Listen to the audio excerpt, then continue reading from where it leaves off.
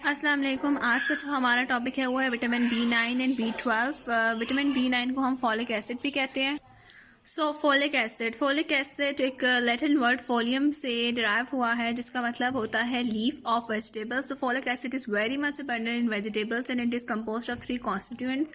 The absorption of folic acid is just like ये readily absorb हो जाता है हमारा जो अपर पार्ट होता है जुजनम से, और ब्लड के अंदर ये ट्रांसपोर्टेशन हो रही होती है इसकी बाय बीटा ग्लोबुलिन्स, और लिवर इसको टेकअप करता है जहाँ पे कोएंजाइम प्रोड्यूस होते हैं। Folic acid is not stored in tissues. Next हमारे पास फंक्शंस आ जाते हैं। जैसे हमने सारा विटामिन के कोएंजाइम के फंक्शंस पढ़े हैं, तो फोलिक एसिड भी कोएंजाइम बनाता है। कोएंजाइम कैसे बनाता है कि सबसे पहले फोलिक एसिड की रिडक्शन होती है 7-8 डाईहाइड्रोफोलिक एसिड के अंदर, और फिर इसकी रिडक्शन होती है 5-6-7-8 टेट्राहाइड्रोफोलिक एसिड THFA। ये दोनों जो रिएक्शंस हैं रिडक्शन के, ये हमारे पास NADPH डिपेंडेंट फोलेट रिडक्टेज इनको कैटालाइज कर रहा होता है, और जो THFA हमारे पास बनता है टेट्राहाइड्रोफोलिक एसिड, ये कैरियर होता है 1 कार्बन ग्रुप्स का। 1 कार्बन कंपाउंड जो ऑर्गेनिक मॉलिक्यूल जिसके अंदर सिर्फ सिंगल कार्बन एटम होते हैं, जैसे कि ये सब हमारे पास 1 कार्बन कंपाउंड्स है फॉर्माइल, फॉर्मिमिनो, मिथाइलिन, हाइड्रोक्सी मिथाइल और मिथाइल। ये सब हमारे पास 1 कार्बन कंपाउंड्स हैं जो कि THFA फॉर्मेशन करवा रहा होता है। नेक्स्ट हमारे पास जो कोएंजाइम फंक्शन आता है फोलिक एसिड का, ये आता है कि जो मिथाइल ग्रुप होता है N5 मिथाइल टेट्राहाइड्रोफोलिक एसिड के अंदर, वो हमारे पास सिंथेसिस ऑफ एक्टिव मिथ्योनिन करवा रहा होता है, जो कि पार्ट लेता है ट्रांसमिथाइलेशन रिएक्शंस। ये जो ट्रांसमिथाइलेशन रिएक्शंस होते हैं ये हमारे पास इसलिए ज़रूरी होते हैं क्योंकि ये कोलिन, एपिनेफ्रिन और क्रेटिनिन की सिंथेसिस करवा रहे होते हैं बॉडी के अंदर।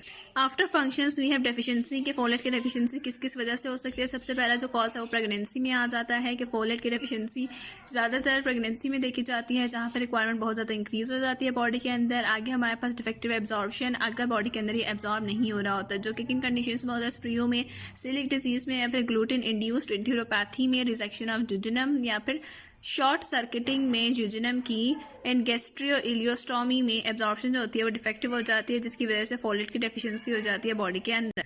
बाकी कुछ और रीजंस भी होते हैं हमारे पास फोलेट की डेफिशिएंसी के, जैसे कि ड्रग्स, एंटी कन्वल्सेंट ड्रग्स अगर हम ले रहे हैं तो हमारे पास बॉडी के अंदर फोलेट की डेफिशिएंसी आ जाएगी, या फिर डाइटरी डेफिशिएंसी की वजह से, या फिर विटामिन B12 की डेफिशिएंसी की वजह से। आगे हमारे पास डेफिशिएंसी मैनिफेस्टेशंस की डेफिशिएंसी वैसे क्या क्या होता है। बॉडी के अंदर रिड्यूस DNA सिंथेसिस होता है, क्योंकि जब आपकी बॉडी के अंदर फोलेट की डेफिशिएंसी होगी तो THFA नहीं बन पा रहा होगा, जिसकी वजह से जो एंजाइम है थायमाइडेलाइट सिंथेज एंजाइम वो इनहिबिटेड हो जाएगा, और जो हमारे पास डाइन्यूक्लियोटाइड है UMP वो कन्वर्ट हो रहा होगा थायामीन मोनोफॉस्फेट के अंदर। इसी तरह जो क्योंकि डीऑक्सी यूरेसिल मोनोफॉस्फेट जो है वो डीऑक्सी थायमिन मोनोफॉस्फेट के अंदर कन्वर्ट नहीं हो रहा होता, जिसकी वजह से डीऑक्सी थायमिन ट्राइफॉस्फेट जो है वो अवेलेबल नहीं होता DNA के सिंथेसिस के लिए, तो हमारे पास DNA की सिंथेसिस कम हो जाती है, जिसकी वजह से सेल डिवीजन जो होती है वो अरेस्टेड हो जाती है। सेल डिवीजन नहीं परफॉर्म हो रही होती है बॉडी के अंदर, और जो हमारे पास रैपिडली डिवाइडिंग सेल्स होते हैं बोन मैरो में, इंटेस्टाइनल म्यूकोसा में, वो बहुत ज़्यादा अफेक्ट हो रहे होते हैं रिड्यूस DNA सिंथेसिस की वजह से, जो कि इनडायरेक्टली हमारे पास विटामिन B9 की डेफिशिएंसी की वजह से हो रही होती है बॉडी के अंदर। नेक्स्ट हमारे पास है माइक्रोसिटिक अनीमिया, मैक्रोसिटिक अनीमिया, जिसमें हमारे पास जो सेल्स, रेड ब्लड सेल्स होते हैं उनका साइज इंक्रीज हो जाता है। ये हमारे पास मोस्ट कॉमन कैरेक्टरिस्टिक्स होती है फोलेट डेफिशिएंसी की। जब RBCs की प्रोडक्शन हो रही होती है तो DNA सिंथेसिस डिले हो जाता है उसका प्रोसेस, लेकिन प्रोटीन सिंथेसिस साथ साथ हो रही होती है, जिसकी वजह से जो हीमोग्लोबिन होता है वो RBCs प्रिकर्सर्स में एक्यूमुलेट हो जाता है, उसकी अमाउंट जो होती है वहाँ पर ज़्यादा हो जाती है। अब ये जो डिसोसिएशन प्रोड्यूस हो जाती है हमारे पास maturity of nucleus in cytoplasm में, जिसको हम कहते हैं कि इमेच्योर न्यूक्लियस न्यूक्लियस, और मेच्योर इओसिनिक साइटोप्लाज्म जो है वो बोन मैरो सेल्स के अंदर नजर आता है हमें। और मैक्रोसिटिक अनीमिया में हम रेटिकुलोसाइटोसिस देख रहे होते हैं। रेटिकुलोसाइटोसिस यानी कि जो इमेच्योर रेड ब्लड सेल्स हैं उनकी जो अमाउंट होती है वो ज़्यादा प्रोड्यूस हो रही होती है। यही जो एबनॉर्मल RBCs होते हैं रेटिकुलोसाइट्स, ये डिस्ट्रॉय हो रही होती है स्प्लीन में, क्योंकि हमारे नॉर्मल RBCs की तरह के नहीं होते, तो स्प्लीन में बार बार इनकी डिस्ट्रक्शन होनी होती है। इस डिस्ट्रक्शन की वजह से जो हिमोलिसिस होती है वो मैक्रोसिटिक अनीमिया कहते हैं हम इसको। Haemolysis lead to reduction of life span of RBCs, क्योंकि ये बार बार बहुत जल्दी से डिस्ट्रॉय हो रही होती हैं, जिसकी वजह से लाइफ स्पैन जो होता है RBCs का वैसे 120 डेज होता है, उसके अलावा भी ये और ज़्यादा कम हो जाता है। अब इंड्यूस जनरेशन हो रही होती है, लेकिन इंक्रीज डिस्ट्रक्शन ऑफ RBCs की वजह से अनीमिया हो रहा होता है बॉडी के अंदर। जैसे कि हम यहाँ पे देख भी सकते हैं कि ये मैक्रोसिटिक अनीमिया, जो आरबीसीज जिनका सेल का साइज ज़्यादा है वो हमारे पास मैक्रोसिटिक अनीमिया कॉज कर रहे होते हैं, ये जाके स्प्लीन के अंदर डिस्ट्रॉय हो रहे होते हैं। मैक्रोसिटिक अनीमिया की वजह से ल्यूकोपीनिया और थ्रोम्बोसाइटोपिनिया भी हो रहा होता है। यानी ल्यूकोपीनिया का मतलब होता है कि वाइट ब्लड सेल्स की भी अमाउंट जो होती है बॉडी के अंदर कम हो रही होती है। इसी तरह जो प्लेटलेट्स होते हैं उनकी भी अमाउंट कम हो जाती है। ये हमारे पास नॉर्मल आरबीसीज होते हैं और वो हमारे पास मैक्रोसिटिक हाइपरक्रोमिक अनीमिया है, जिसमें आरबीसीज की जो साइज है वो हमारे पास ज़्यादा और हो गया है इंक्रीज। नेक्स्ट हमारे पास कंडीशन आती है विटामिन B9 की डेफिशिएंसी से होमोसिस्टिनीमिया, जिसमें होमोसिस्टीन की जो लेवल होता है ब्लड के अंदर वो इंक्रीज हो जाता है। अगर इसका प्लाज्मा लेवल हो जाए 15 माइक्रोमोल्स पर लीटर से ज़्यादा तो हमारे पास कॉरोनरी आर्टरी के डिजीज़ जो होते हैं उसको जो बॉडी के अंदर वो कॉज हो सकते हैं। So it is a dangerous disorder. जैसे कि हमने पढ़ा कि डेफिशिएंसी जो होती है वो ज़्यादातर प्रेगनेंसी में हो जाती है, तो फिर आगे हमारे पास प्रेगनेंसी में आ जाते हैं बर्थ डिफेक्ट्स। अगर फोलिक एसिड की डेफिशिएंसी हो जाती है प्रेगनेंसी में तो हमारे पास होमोसिस्टिनीमिया हो सकता है या फिर न्यूरल टूल डिफेक्ट्स होते हैं फीटस के अंदर। फोलिक एसिड प्रिवेंट करता है बर्थ डिफेक्ट्स। अगर ये बॉडी के अंदर रिक्वायर्ड अमाउंट में प्रेजेंट है तो ये प्रिवेंट करेगा birth defect. Fetal malformation such as spina bifida नहीं होगा बॉडी के अंदर फॉर्म अगर तो आपके पास फोलिक एसिड की रिक्वायर्ड क्वांटिटी प्रेग्नेंट फीमेल्स के अंदर प्रेजेंट है तो। So supplementation of folic acid from early pregnancy is must to prevent neural tube defects in child. Sources of folic acid के हम किस तरह से फॉलिक एसिड को अपनी बॉडी के अंदर दे सकते हैं, बॉडी को किस तरह से फॉलिक एसिड दे सकते हैं। इसकी जो रिसोर्सेज है वो हमारे पास ईस्ट, ग्रीन लीफी वेजिटेबल्स आ जाती हैं। मॉडरेट सोर्सेज में cereals, pulses, oil seeds and eggs आ जाते हैं। और milk is a very poor source of folic acid. Recommended daily allowance, इसकी जो रिक्वायरमेंट है वो हमारे पास 200 मिलीग्राम पर डे है बॉडी के अंदर। और प्रेगनेंसी की कंडीशन में इसकी रिक्वायरमेंट होती है 400 माइक्रोग्राम पर डे हो जाती है। लैक्टेशन में 300 माइक्रोग्राम पर डे हो जाती है। So it is a very necessary vitamin. Next हमारा टॉपिक है विटामिन B12, जिसको हम कोबैलेमिन्स भी कहते हैं। कोबैलेमिन को हम एक्सट्रिंसिक फैक्टर ऑफ कैसल या फिर एंटी पर्नीशियस एनीमिया फैक्टर भी कहते हैं। यहाँ पे हमारे पास कोबैलेमिन का स्ट्रक्चर बना हुआ है। ये हमारे पास स्ट्रक्चर बना हुआ है कोबैलेमिन का, जिसपे हमारे पास ये आर फैक्टर, ये कोबैलेमिन है, ये आर फैक्टर है। अगर आर फैक्टर में सियानो ग्रुप अटैच होगा तो इसको हम कहते हैं सियानो कोबैलेमिन। अगर यहाँ पे OH ग्रुप अटैच होगा तो हम इसको कहते हैं हाइड्रोक्सी कोबैलेमिन। अगर यहाँ पे ये दोनों ग्रुप्स जो हैं कोई भी अटैच हो और सेल्स इसको टेक अप कर दें, इसको सेल्स जो हैं वो अपने अंदर एब्जॉर्ब कर लें, तो हम ये ग्रुप्स रिमूव हो जाते हैं और हम इसको कहते हैं कि ये बन जाता है डीऑक्सी एडेनोसाइल कोबैलेमिन या फिर ADO-B12 बन जाते हैं। और अगर ये ग्रुप्स लेके जो सेल्स ले लेते हैं यहाँ पे मिथाइल ग्रुप अटैच हो जाए तो फिर हम कहते हैं कि ये मिथाइल कोबैलेमिन बन जाएगा।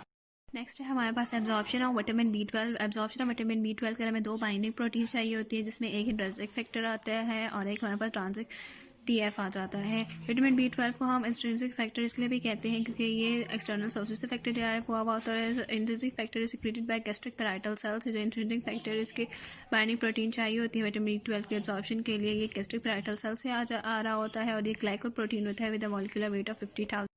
सो absorption of B12, absorption of B12 जो है वो हम इस पिक्चर से देख सकते हैं कि फूड के ज़रिए से विटामिन B12 हमारे बॉडी के अंदर आता है और फिर ये जाता है स्टमक में।